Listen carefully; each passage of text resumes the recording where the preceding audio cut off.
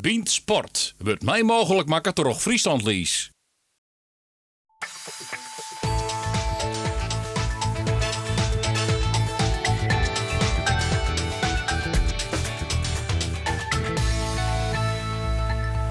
De ambities broezen de studio uit. 2 talentvolle trainers. We kennen deze week net omhinnen Sandor van der Heijden. En de coming man van Sportclub Heerenveen, Timo Klompen.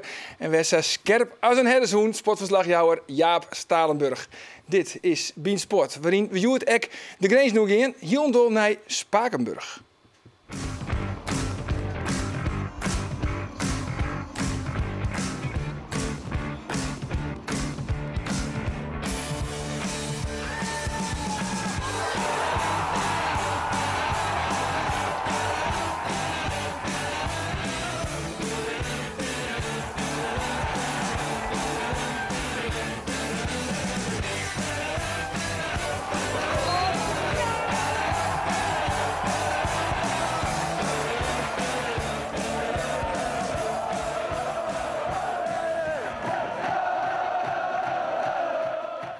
Ja, heren, welkom hier in de Bient-studio. De Reren tjint de Blauwen, een 3-1 winning voor IJsselmeervogels, die nieuwe club.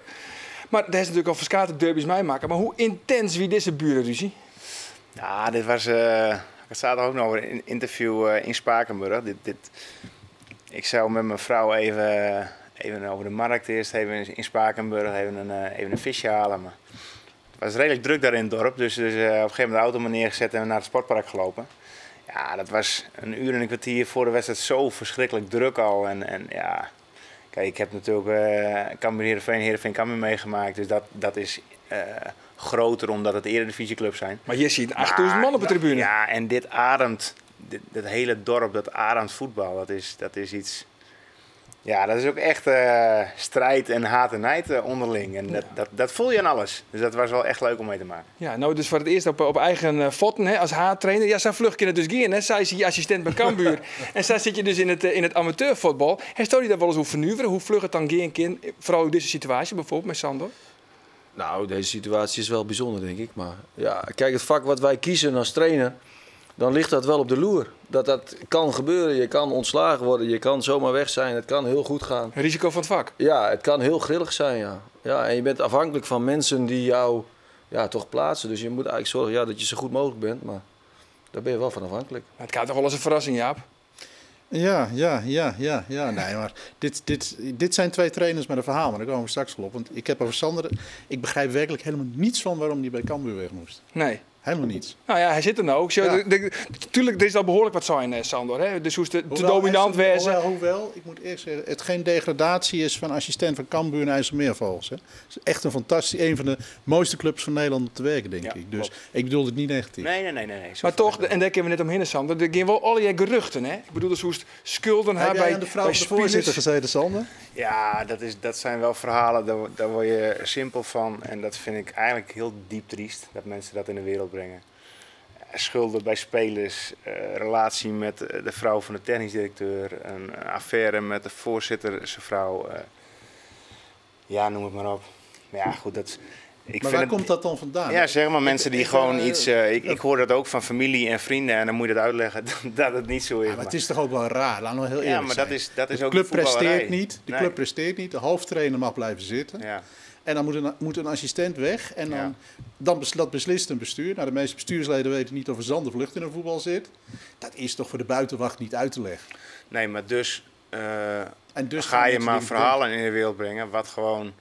Ja, wat zo verschrikkelijk niet waar is. Vertel jij eens wat er echt gebeurd is. Nou, ik heb een gesprek gehad en de directie wilde andere invloeden, andere inzichten in de technische staf hebben. En zo is het mij uitgelegd en zo is het gegaan. Maar vind jij dat ook? Geloof je daarin? Dit is toch een onzinargument? Ja, kijk, tuurlijk ben ik het er niet mee eens. Ja, ik kan moeilijk zeggen, ik ben blij dat ik weg ben. Nee, zo is het niet. Maar de wie is gewoon te dominant, dat is het verhaal. Ja, dominant weet ik niet, want kijk, Henk is hoofdtrainer, Henk was hoofdverantwoordelijk en Henk is echt een hele goede hoofdtrainer. En het is niet zo dat Henk alles aan mij heeft overgelaten. Zo is het gewoon niet. Maar hij luisterde eigenlijk, dat ben ik de verhaal, hij luisterde vooral naar die. Uit de orenassistenten zijn misschien wat defensiever en dan sta je van, nou nee, ik zoek het zat van, dan luisterde hij alleen nog maar naar die. Ja, maar wacht even, mag ik iets van zeggen? Als dat zo is, en misschien is dat wel zo, dan is dat toch iets wat Henk doet. Henk besluit als hoofdtrainer op die manier te werken. Wat is dan het recht van een voorzitter of een bestuurslid om daar wat van te vinden? Als een hoofdtrainer niet functioneert, moet je de hoofdtrainer wegsturen. Maar ze waren te laf om de hoofdtrainer aan te pakken, dan pakken ze een assistent. Ik vind het wanbeleid. Ja. Ja, dat is toch wel het verhaal wat we eigenlijk het meeste jaren. De meeste mensen snappen het net. Normaal gesproken zou je dan eigenlijk de haartrainer voor het sturen. En net de assistent, toch? Heerenveen heeft het ook een keer gedaan, hè? Toen met Ron Jans. Toen hebben ze Libres weggestuurd. En dan verlies je als hoofdtrainer toch ook gezag in de spelersgroep. En ik vind ook, en dat is een verwijt richting Henk de Jong, je hoort achter je mensen te staan. Henk had toch moeten zeggen, ik accepteer dit niet. Dan ben je een kerel. Ja, maar Henk heeft dat gezegd. Alleen, kijk, wat moet Henk doen? Moet dat hoor je ook allemaal, ja, die moet dan solidair zijn aan mij. Hou op. Ik zei ook tegen Henk, ik kwam uit dat gesprek, ik ben op kantoor gaan zitten met Henk en met Jan Bruin en met Jeroen van Os. En toen was het stil, klaar. En het enige wat ik tegen Henk zei, ja, wat moet ik nou? Hij zei, ja, je moet zo naar huis gaan. Ja, ik zei, ja, eigenlijk wel. Maar zo is het toch? Nee, maar goed bedoeld, van ja, dit is we zaten gewoon te zitten en niks te zeggen. Maar wat moet je zeggen? Dit kwam gewoon vanuit het niets. Hij hoort te zeggen, ik accepteer het niet. Ik heb maar dat heeft hij ook gezegd. Ik heb meteen tegen Henk gezegd van, jij mag nooit hier stoppen. Punt. Waarom net dan? Ja, maar waarom wel? Omdat de directie ervoor kiest om mij weg te sturen. Dat betekent niet dat Henk dan ook maar op moet stappen, toch? Je bent een twee-eenheid. Ik bedoel, je bent onlosmakelijk van elkaar. En we bellen nog steeds elke dag met elkaar. Ja, want Henk de Jong had ik al in het stadion willen zijn van, als ik eens een keer naar een andere club ging, dan neem ik Sander mooi als assistent. Precies. Ja. Dat zit nog altijd, die belofte zit nog altijd. Ja. Maar goed, dan beweert iedereen dat Henk dus op moet stappen. Nee, Maar, nou ja, dat wordt overal wel gesuggereerd. Maar dan moeten die mensen die dat beweren, moeten dan ook even zijn salaris en zijn hypotheek gaan betalen. En de brood voor de kinderen en de vrouw. En dat kan je nooit over iemand zeggen. Ik vind dat, dan moet je afblijven. En je kan niet in iemand anders zijn portemonnee kijken. En ik heb ook tegen hem gezegd, hij moet gewoon blijven en hij moet zoals het kan met erin blijven. Nou ja, goed, je hoort met solidair te wezen. Je kan ook zeggen van, nou jongens, dan ontsla je mij ook maar. En dan wordt het een financiële kwestie natuurlijk. Dus ik krijg even wat oors. Dan ben je natuurlijk wel net echt solidair, maar dan stap je net zelf op. Maar goed, daar hebben we al genoeg goed zijn over deze hele kwestie. Even naar we gaan terug naar de actualiteit. Want Joen, een niet onbelangrijke wedstrijd trouwens op het programma. De 6 punten wedstrijd van Cambuur in de Graafschap. Laten we eerst even jaren naar wat Henk de Jong ervan zei.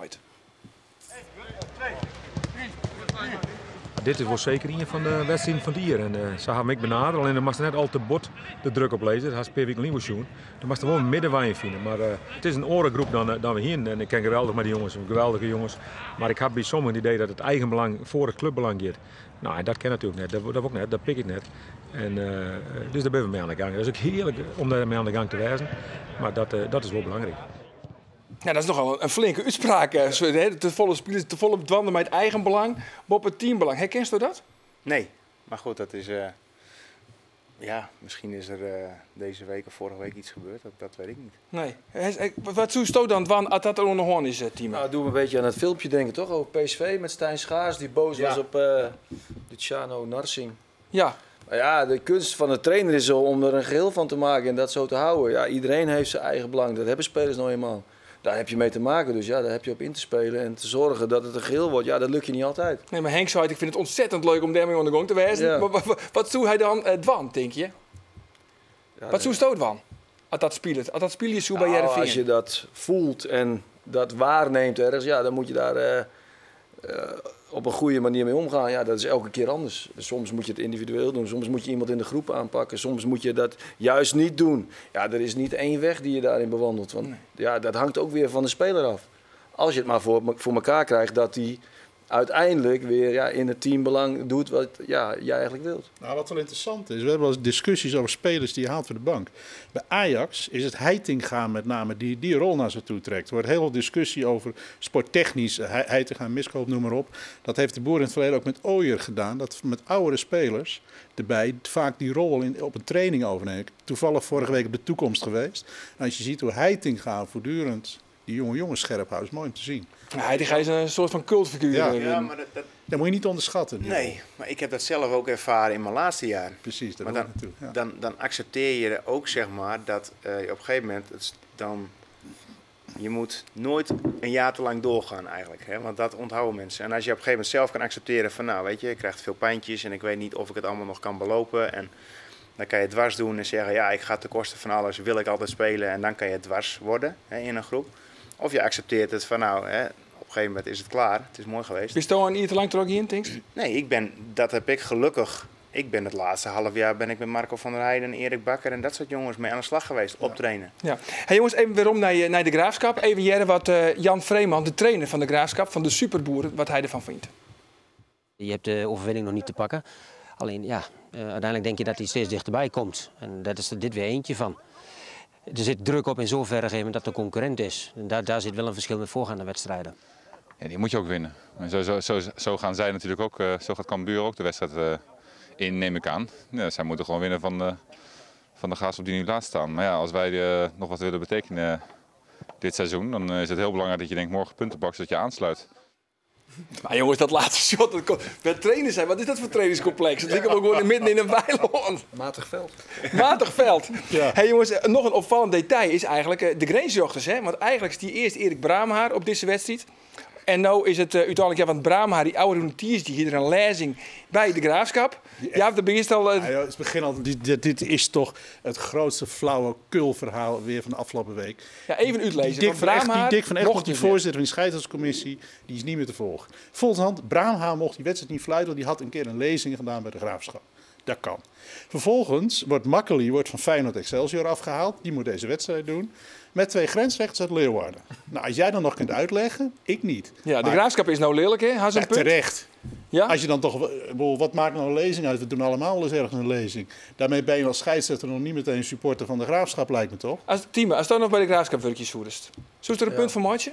Nou, dat zijn zaken waar ik mij meestal niet zo druk over maak, nee. Nee? Nee, dat moet je ook niet doen. Maar maakt het dan net uit? Ik bedoel, ben je een beetje bevooroordeeld? Mario Dix, die went in Ljouwert. Hessel Steegstra, die is in Ljouwert geboren, werd ook gewoon vol in het objectieve snit. Maar het zal nu omdat de schijnwerper erop staat, zullen ze toch wel redelijk scherp zijn, denk ik, daarop. Ja, juist. Het zal toch op een leven aan te krijgen. Een indiscutabele beslissing. Eén bijzin. Ik heb niet gezegd dat ik denk, want ik ben het met hem eens, dat die 2 mannen uit Leeuwarden anders zullen vlaggen vanavond. Het gaat mij om de beslissing. De ene haal je eraf en de andere laat je in stand. Ja. Dat is belachelijk. Maar het staat wel op scherp, denk ik. Ja, het staat op scherp. Maar je zult aan toch in een discutabele beslissing gaan. En die vlaggen die gaat omheen gaan. Van, het hele stadion gaat natuurlijk tekeer. Dat is toch het domme van Egmond. Ja. Jongens, we kunnen het langer wachten. De quiz.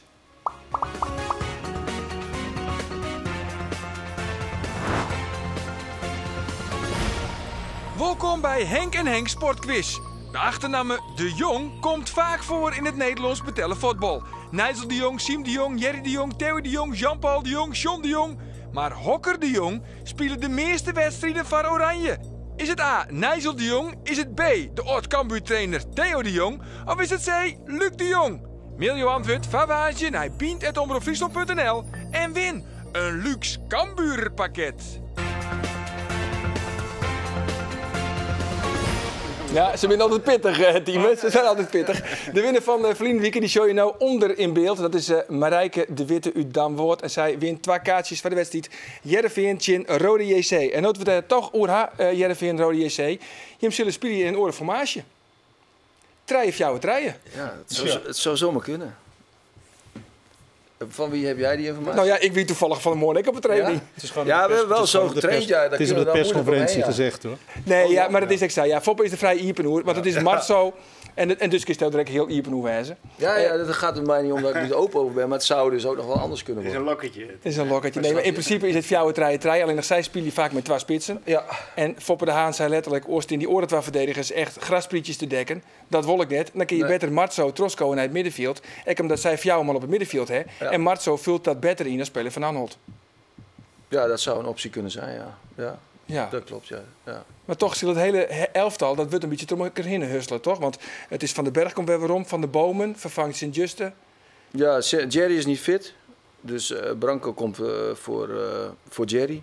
Ja, en Joe is terug van zijn schorsing. Ja. En Joost is fit. Ja, en die speelt voor de Skorste Bijker.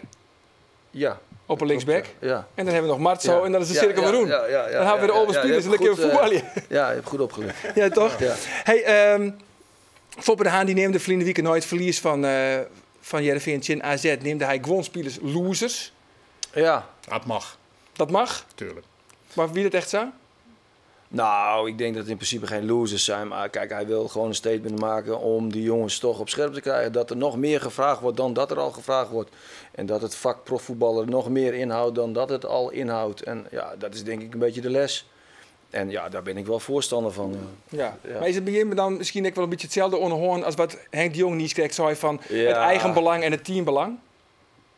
Nou, dat geloof ik niet zo. Ik vind ook wel, dat doet Foppe ook. Ik vind wel, je moet altijd voor je spelers staan.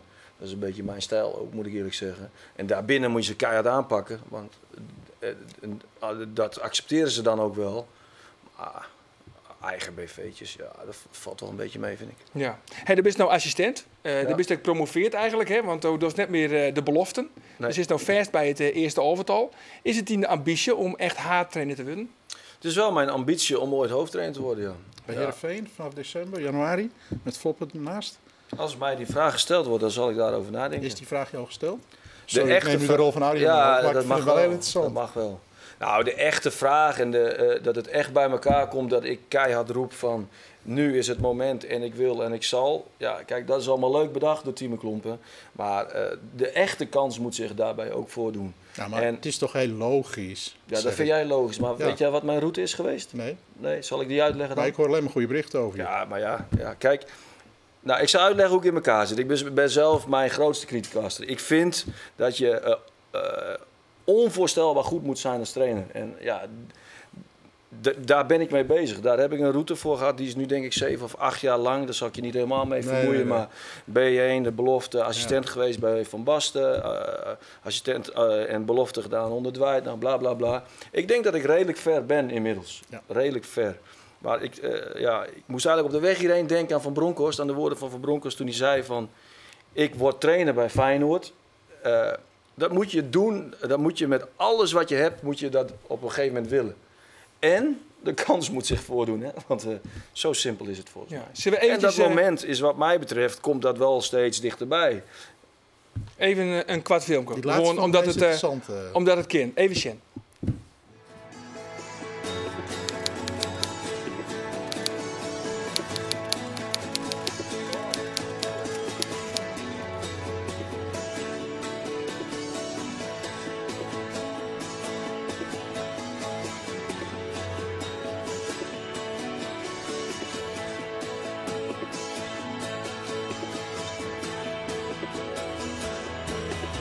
Kan ook wel eens even uit zijn dag gaan, maar nee, het is wel een trainer die erg duidelijk is en dat is wel fijn voor de speler. Ik denk dat Team iemand is die mentaliteit met zich meebrengt, die wel passie over kan brengen op spelers. Nou, hij is wel een man van de woorden en de harde aanpak. En ja, goed, en volgens mij bevalt dat wel redelijk goed bij onze groep.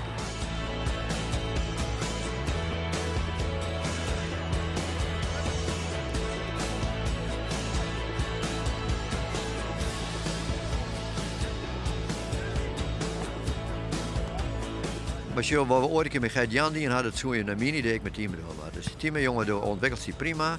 En dan was je misschien wel trainer worden, maar ik ga nou eerst even naar een eerste divisieclub. Ik ga daar ontwerken, door het 2 jaar door het goed en kom dan weer rond. Hij is nu al volgens mij een paar jaar bij de eerste elftal betrokken.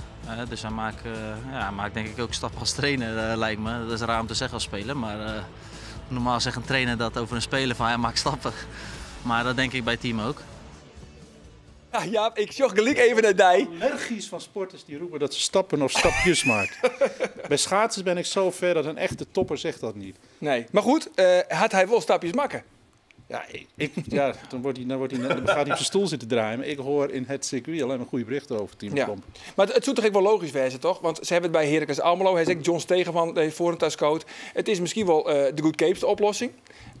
En dan, dat weet ik net, dat denk ik. Ja, of je maar er weer een trainer... Dat weten we niet. Dat weten we niet helemaal zeker. Maar goed, een met mooie Foppe de auto. Haan, de Noist, als klankboert. Mooi lekker in de dugout. Doe meer voor de camera's. Foppe de Haan, die krijgt heus wel taststemming om dan het seizoen automaatje van Geken.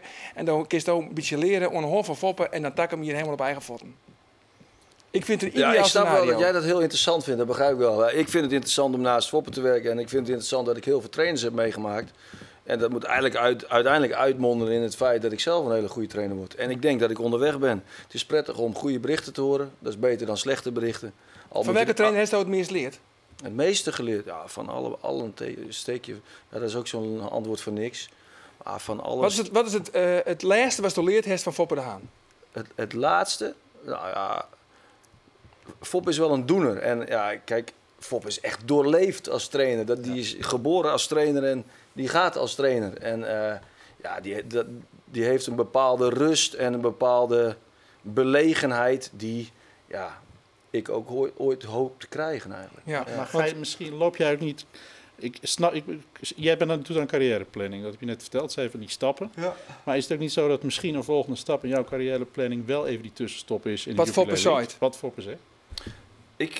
Dat zou zomaar kunnen, ja. Dat is misschien wel een heel goed idee, ja. Ja. Kijk, ik voel wel dat ik een bepaalde vrijheid nodig heb om in te werken. En ja, dat wil niet zeggen dat het bij Heerenveen niet kan, dat is onzin. Maar als ik ergens anders op eigen benen zou kunnen staan, dan zou dat niet verkeerd zijn. Ja, Sander nou bijvoorbeeld, Doosje is nou op eigen benen. Het is nog geen wedstrijd hoor natuurlijk, maar nee. Hoe ziet die carrièreplanning er eigenlijk uit? Nou, kijk, ik wil op een gegeven moment binnen 3-4 jaar wil ik mijn coach uit voetbal gaan halen. En kijk, Thieme heeft het vorig jaar gehaald. En dan uiteindelijk ja, ook ergens ooit hoofdtrainer worden in een betaalde club. Dat is toch wel de ambitie. Maar eerst dus nog een keer mooi met Henk de Jong. Ja, natuurlijk. Ja, dat zou wel het mooiste zijn. En nu eerst 7 maanden bij Smeervogels. Eindverantwoordelijk, dat is ook wel goed. Dat is ook wel goed voor me. Maar vind je het ook niet Smeervogels vervelend dat je daar, althans zo stond er in de publiciteit, dat je al werd gepresenteerd als een soort derde, vierde keus? Vond ik zo denigrerend naar jou toe. Ja, maar ik vind ook, ja, kijk, vind je dat zelf niet raar? Ik word namelijk heel erg moe van al die negatieve dingen die worden geschreven. Ja, precies. Ik kan me voorstellen in dit geval. Ik ga gewoon van het positieve uit en ik ben daar nu trainer. En daar heb ik gewoon heel veel zin in. En ik heb het daar gewoon enorm naar mijn zin. Nou, het voordeel is, als je daar presteert, mag je 100 jaar blijven. Dat weet ja, nou ja, en als je daarna weer 4 wedstrijden verliest, dan is het ook weer zo werkt het. Maar Sander, doe je dan ook weer een beetje dezelfde tactiek als je bij Cambuur toch? Gewoon steeds met het indribbelen van de centrale verdedigers. Dat gebeurt aan en bij IJsselmeervogels. Ja, maar dat is ook iets. Indribbelen. Soms kan je niet indribbelen, want soms zetten ze met een 9 en een 10 druk. En dan moet je wat anders verzinnen. Dan speel je je 6 vrij. En als dan een contra-middenvelder doorstapt, dan moet je weer wat verzinnen. Dus het is niet alleen het indribbelen geweest van ons. Dat was in het begin een wapen en daarna zijn wij onze 6 veel vrij gaan spelen. Het gaat alleen om... het idee wat wij hebben is dat wij ballen af willen spelen om een tegenstander uit te spelen. En of het nou met indribbel is of ballen tussen linies spelen... Dat komt eigenlijk op hetzelfde neer. Alleen we willen tegenstanders keuzes laten maken. Ja, maar dus is in elk geval die stempel drukken wel op de spulwiezen van IJsselmeervogels. Ja, dat vind ik wel. En het moet leuk zijn. Voetbal moet leuk zijn. En de spelers moeten het leuk vinden. En voor het publiek moet het leuk zijn. En je moet ook resultaat halen, dat snap ik ook. Maar ik denk, als iedereen het leuk vindt, in het veld ook, en je hebt het leuk en je bent goed aan de bal, dan denk ik dat je uiteindelijk meer punten gaat halen dan wanneer je afwachtend gaat spelen en meer opportunistisch. Nou, laten we in elk geval hopen dat de wedstrijd van Joen ook leuk wordt. Van Cambuur tegen de Graafschap. Want op de radio doen we live verslag van die wedstrijden van de Friese profclubs. Joen om 8 uur dus zit Geert van Thun bij Cambuur de Graafschap. En zelfs ben ik morgen van Jelverson te jaren oer Heerenveen tegen Roda JC. Nog even heel kort, wat verwacht je eigenlijk van die wedstrijd? Wat denkst je? Cambuur de Graafschap? Winst Cambuur. Winst Cambuur? Ja. En wat denkst je? Denk ik ook. Dat denk jij ook? Ja. Eindelijk dan de eerste oefening? Ik ben iets pessimistischer. Cambuur, de Graafschap vecht voor de laatste kans. Oké, nou laten we dan maar hopen dat gewoon Cambuur wint en Heerenveen wint morgen van Roda JC. Ons staat hier Bean Sport op televisie, maar op internet praten we nog even wat langer terug. Zorg ervoor op omroepfriesland.nl/Bean. Dus waar weet ontaast en oors alvast een goed weekend. Dag.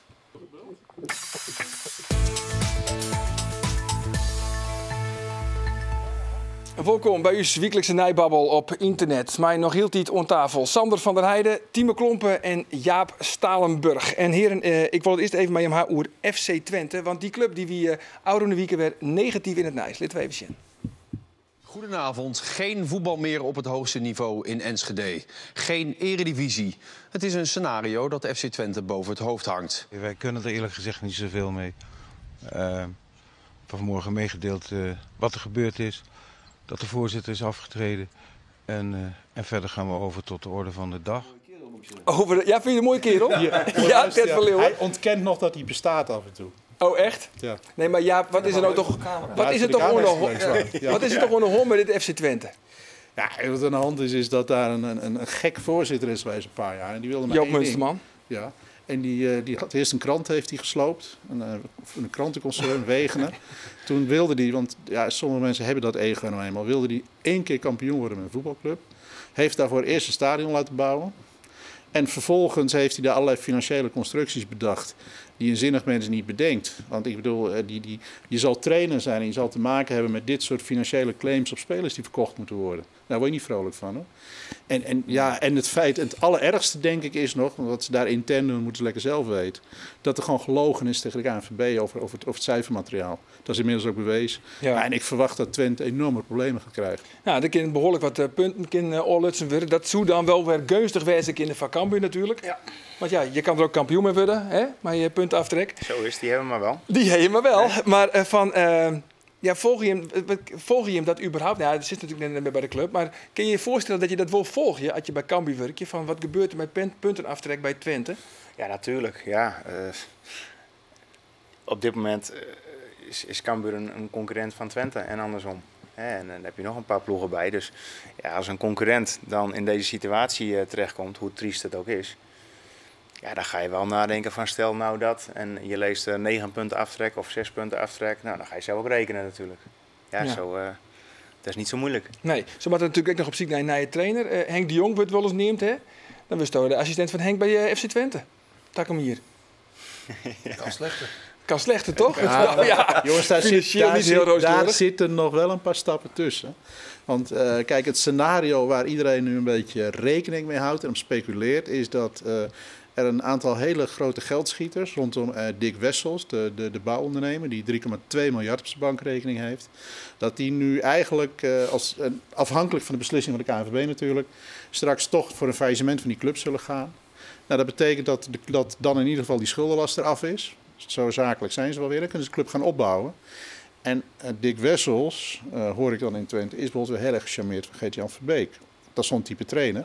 Want degene die moet beginnen bij Twente, onthoud één ding, die moet echt, en dat is voor een trainer ook wel een leuke uitdaging, die kan in een hele rustige omgeving weer gaan bouwen, want er wordt niks verwacht. En Dick Wessels heeft geduld, is een slimme man. En ja, ik zou als trainer dat wel als een uitdaging zien. Ja, het is een geweldig moment om in te stappen. Ja, wat minder kind. Als dat zo is. Ja. Want Gerard van der Belt, die had nou ook, geen onbekende, had nou ook zo'n van dat wellicht de UEFA die hier ook nog maar bemoeien zal. En dan komt er ook nog een fikse straf achter voor, want alleen nog de KNVB. Ik denk met 2 keer 3 punten. Dit kan zelfs het einde van de club zijn, hè? Hou daar rekening mee. Dat gewoon een licentie ingetrokken wordt. Het is overigens niet de eerste keer dat Twente wordt gestraft omdat er gemanipuleerd is met cijfers. Dat is een paar jaar geleden eerder gebeurd. Hebben ze ook vorig seizoen hebben ze 2 keer 3 punten de oorlog kregen. Dus in feite zijn ze recidivist. Dat betekent dat, en het punt is die tuchtcommissie, die licentiecommissie, die erover moet beslissen. Dat zijn rechters uit Zutphen, Leeuwarden, Zwolle, die hebben geen enkele voetbalemotie. Die beslissen puur juridisch. Nou, dat gaat keihard. Ja. Als het daar ligt, wordt het dus gevaarlijk. Dan wordt het dus heel gevaarlijk. Ja. En dan eventjes naar de chinstander van Jim dit weekend. Rode JC. De club is oernaam net toch Bel-Chinezen. Maar toch de plaatselijke Prins Carnaval. Lid weetje. Ja, dat vind ik leuk. Ja. Het nieuws kwam vanochtend voor iedereen als een complete verrassing. In het diepste geheim heeft Rode JC namelijk met deze man onderhandeld. De 75-jarige Frits Schroef, hier te zien op een bedrijfsfilm. Een oprichter van een succesvol bedrijf in Landgraaf. Nu dus eigenaar van zijn favoriete club. Een geweldig man met een passie voor Rode JC. Hij heeft een enorm bedrijf opgezet. Ja, en geniet op dit moment van het geel-zwarte Rode JC zoals nooit van tevoren. En wij zijn ontzettend dankbaar en vind het geweldig dat zo iemand aan de club verbonden is. Hey, ja, daar komt wel eens in het Limburgse. Ach, man, ik kom daar wel. Ik vind het wel leuk. Want ja, maar wat is dit nou weer dan? Ja, moet je luisteren. Dit is gewoon dit is een aardige man. En heeft een mooi bedrijf. Heeft een vermogen wat aanzienlijk is. Ik zie het niet iedere dag. Maar is niet een man die nou een miljoeneninjectie geeft om aan Rode JC een subtopper te geven. Dat geld heeft hij helemaal niet. Want hij moet het privévermogen gaan betalen. Het zal, let op, wel interessant zijn. Kijk, ze kunnen een klein stapje verder doen. Niet een stapje maken, maar een stapje verder doen. En ja, het is heel groot verkocht. En ik zie net die voorzitter Wim Collard. Nou, ik feliciteer hem van harte, want als deze man niet gekomen was, dan was Wim Collard weg geweest. Dit is weer zo'n gelukzoeker die binnenkomt. En ja, prima. Ja, maar even over de ploeg, want Timo doet dus de video-analyses vaak hè, bij Heerenveen. Daar heeft dus dit Rode JC geanalyseerd. Ja. Wat is het voor een ploeg? Het is wel een volwoeksen ploeg, maar relatief oudere spelers. Ja, maar ze zijn eigenlijk goed begonnen en nu zijn ze de laatste weken wat minder. En elke keer in de laatste wedstrijden zijn ze ook van speelstijl veranderd, of tenminste van formatie. Dus ze hebben 4-4-2 in een ruit gespeeld, ze hebben 4-4-2 vlak gespeeld. Ze hebben 4-3-4-2-3-1 gespeeld. Dus ja, wij weten eigenlijk ook niet zo goed wat we morgen moeten verwachten. Maar je hebt die uit van jou of jou 2? Ja, eigenlijk wel. De kans is het grootste dat ze dat spelen. Maar die Boachi is geblesseerd, die Juric is geblesseerd blijkbaar, of is twijfelachtig. Maar ze hebben met Van Hiefte en Faik goede linkspoot. Achterin hebben ze Sanko, redelijk geroutineerd, maar ook wel kwetsbaar. Ja, Van Peppe komt graag. Ja, want hoe doe je het eigenlijk? Hè? Want volg je hem alles op internet? Van, is er misschien iemand blesseerd? Of hoe doe je hem dat? Of via krijg je dat hier? Het gaat ook wel een beetje via kanaal. Sommigen hebben heel veel via kanaal. Wat zijn via kanalen? Nou ja, dat je iemand ergens kent of dat iemand toevallig. Maar en Twitter, maar net alles is betrouwbaar natuurlijk. Nee, maar Twitter wordt steeds interessanter medium. Wielrenners bijvoorbeeld, die willen alles over concurrenten weten. Ik was deze zomer in de Tour en Dumoulin en de Kort, die gaan om 9 uur 's avonds naar bed. Die zijn tot 1 uur zitten ze te twitteren en alles op Instagram te volgen. En die weten de volgende dag alles van hun concurrentie. Ja. Dat is onvoorstelbaar. Ja, maar goed, nogmaals, je moet dus informatie komen en dan denk je, Boachi misschien niet helemaal fit, Juric, hoe zit dat? Ja. Je kan moeilijk eventjes bellen met Kalasic van, wie ga je opstellen? Ja, dat kan niet, nee. Maar het is uiteindelijk ook niet het meest relevante, want dat gaat altijd om je eigen ploeg. Zo simpel is het ook. Uitgaan. Ja, maar je moet wel ongeveer... Kijk, als je 3-4-3 wilt spelen, ze spelen morgen met 3 spitsen. Dan heb je een probleem. Ja, maar kijk, daar kan je wel een Matzo bijvoorbeeld op de back zetten. Ja, die zakt daar gewoon weer in, toch? Ja, die zakt het dan weer in. Ja, precies. Ja. Als je daar geen rekening mee hebt, dan heb je een probleem. Dan kan je hem nooit wisselen. Ja. En dan gaan ze 4-2. Dat zou wel weer leuk zijn. Ja. Hey, Sander, want de zou niet gek van Cambuur wint wel van de Graafschap. Maar mocht dat nou net zo wezen, het hangt dan echt een gigantisch groot probleem? Ja, dat weet ik niet. Daar ga ik niet vanuit, alleen dat beslis ik niet. Nee, maar de druk is dan wel volle grutter. De druk in jou het is heger als in Doetinchem. Tuurlijk. Ja, maar gek genoeg niet op Henk. Dat valt me steeds weer op. Ja, maar hij voelt zelf ook wel wat spanning op een normale. Deze wedstrijd is natuurlijk wel belangrijk ook voor hem om weer even een goed gevoel te krijgen. Hè? Na een lange tijd geen overwinning en prikkelen rond mij dan 2 weken geleden. Als hij deze wedstrijd, als Cambuur deze wedstrijd wint, dat is voor hem ook even die schouders even naar beneden. En wat is hij verloren? Wie is toch persoonlijk echt verloren? Want Dossier is natuurlijk het hele seizoen heeft mij maken, het begin van het seizoen. Die overwinning die bloot dan maar uit. Verneem je dan aan jezelf echt dat je misschien wat chagrijniger binnen of nee, wat? Nee, maar kijk. Er zijn ook heel veel wedstrijden die waren prima te verklaren eigenlijk. Ja. Toch alle blessures? Ja, natuurlijk. En Reiner die wordt verkocht, rode kaarten in wedstrijden. En het kan pech zijn, maar het kan ook op dat moment een stukje kwaliteit zijn dat de tegenstander net even beter is. Ja, dan kan je er zijn zoveel factoren zijn daar afhankelijk. En alleen Heracles in, Heerenveen uit en Heracles thuis, dat zijn eigenlijk wedstrijden geweest.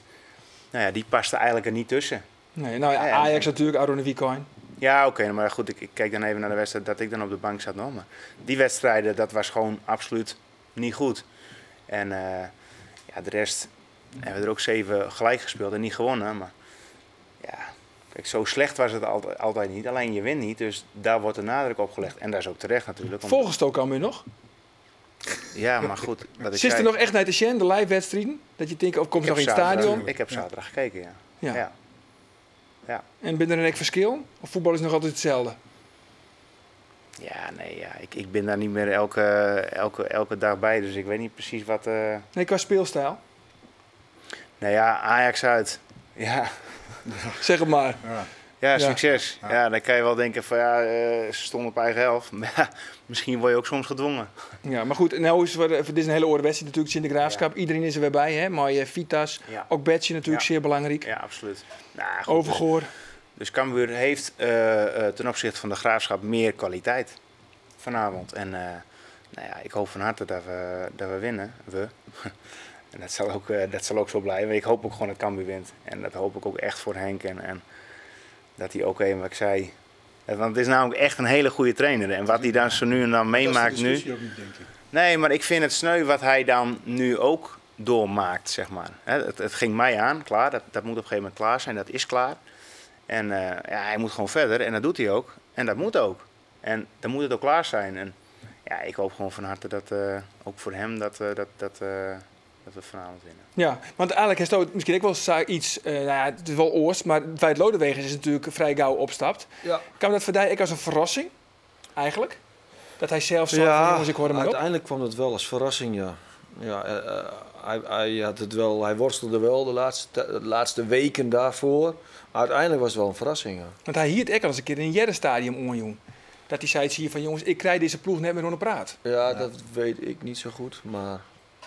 Ik wist wel dat hij er mee, of in gevecht, maar hij vocht er wel een beetje mee. Ja, maar had hij het er dan net toe, maar zijn assistenten?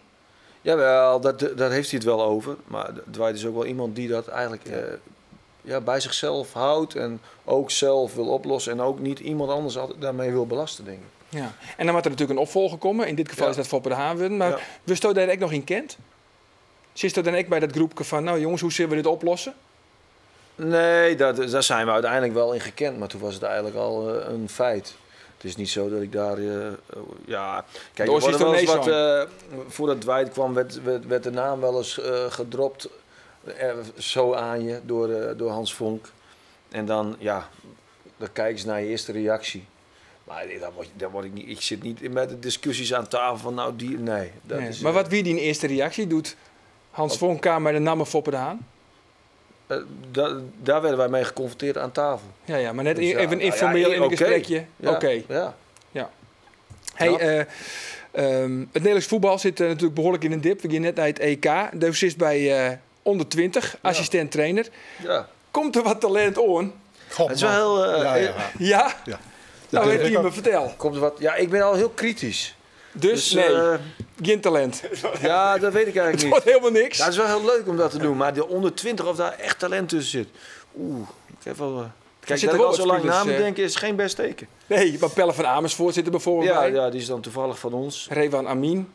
Ja. Kijk, een paar Ajax-zieden nog. Op clubniveau zijn het aardige spelers. Denk Dos Santos van AZ. Ja, maar weet je wat het is? Bij dat onder 20, de besten zeg maar, die zitten al bij Jong Oranje. Ja, dus die zie ik eigenlijk meestal niet. Klopt. Dus onze Jerry, wat in potentie een goede speler is, zit dan meestal al bij Jong Oranje. Ramsla zit erbij, dat vind ik een goede speler. Ja. Sivkovic natuurlijk nog. Ja, grillig, maar heeft wel kwaliteiten, dat is duidelijk. Wat hebben we nog meer? Dos Santos, die heb ik nog niet één keer gezien, want die meldt zich bijna altijd geblesseerd af. Meldt zich altijd geblesseerd. We konden Wolfenstein. De laatste keer dat Sivkovic onder een Friesland opsteen is lang niet. Ja, niet geblesseerd. Maar nee, niet Sivkovic, Dos Santos. Dos Santos, sorry. Dus ja, weet je hoe dat gaat? Het zijn jonge jongens en die spelen dan heel vaak bij hun club. En die clubs denken dan in de interlandsperiode, wij hebben liever eigenlijk dat we ze bij de club houden, want dan kunnen ze ook gewoon trainen en dan dat is voor die mannen ook niet makkelijk. Maar als je nou Jong Oranje bij me en onder de 20 naast elkaar legt en je veegt alle talenten op één hoop, dan hebben we er wel een hele mooie generatie, toch? Is er wel wat. Dan is er wel kwaliteit, toch? Dat denk ik wel. Ja. Nou heren, ik vond het een interessant gesprek. En het is al goed Auroen team, want die vrouw, hè, die is Utrecht, hè? Auroen de Wijze al. Heb je telefoon staat uit, dus oh jee. Zo zijn dat ik nu vader ben. Maar gefeliciteerd, Lokbeesje team. Een jonkje toch? Hartstikke mooi. Hey, team, want mocht het nou zo wezen dat tijdens de wedstrijd en dan krijg je telefoon van de vrouw en het gaat echt om, dan ga je het voor? Ja, dan ga ik naar huis. Je zal het bijna niet geloven, maar ik ga naar huis. Je gaat naar huis. Ja. Maar goed, dat ken ik wel, want dan sta je lang met trein of voortje in Roda. Geen WRM. Dat is de bedoeling. Dat is de bedoeling, toch? Heren, Sander, team, Jaap, Tiegetank voor je inkomst. Nee, Bient. Ons via Bient Sport op internet. Vanavond nog een hele gezellige dag.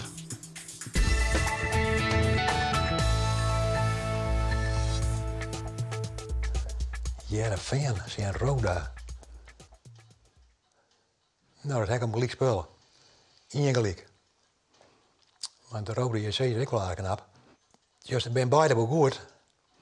Dat nou daar. Nee, dat zou ik zeggen. Eén gelijk. Dan vind ik het wel goed. Wat denk je ervan, Joke? Nou, ik net. Dan ben ik net eens. Bient Sport, waar het mij mogelijk maakt toch Friesland lies.